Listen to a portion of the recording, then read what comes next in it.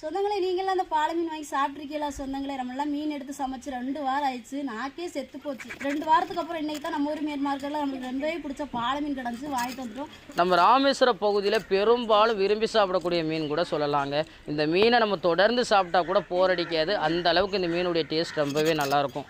மற்ற மீன்கள் மாதிரி இந்த மீன்கள் இருக்காது, ரொம்ப மெல்லிசமாக இருக்கும். ஒரு குழந்தைகளுக்கெல்லாம் கொடுக்கக்கூடிய ஒரு பொடி வகையான மீன்களில் ஒரு சுவையான மீன், முள்பயம் எதுவுமே கிடையாது. பெரியவங்கள்லாம் அந்த மீனுடைய முள்களை மென்று சாப்பிடலாம், குழந்தைகளும் சாப்பிடலாம்.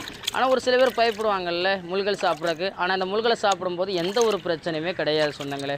ஒரு சில பேர் சுவையான மீன்கள் சாப்பிட ஆசைப்படுவோம். அப்படி சுவையான மீன்கள் சாப்பிட ஆசைப்படும் போது விலைகள் அதிகமாக இருக்கும். விலைகள் அதிகமாக இருக்கக்கூடிய மீன்கள் தான் டேஸ்ட்டும் கொஞ்சம் நல்லா இருக்கும். ஆனால் நம்ம விலை அதிகமாக கொடுக்க வேண்டாம். எல்லாருமே வாங்கி சாப்பிடக்கூடிய குறைவான விலையிலேயே பொடி வகையான மீன்கள்லேயே நிறைய வகையான மீன்கள், நல்ல ஒரு டேஸ்ட்டான மீன்கள் இருக்குது.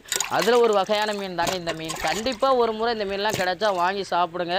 இந்த மீனுடைய பேர் பாலை மீன் சொல்லுவாங்க.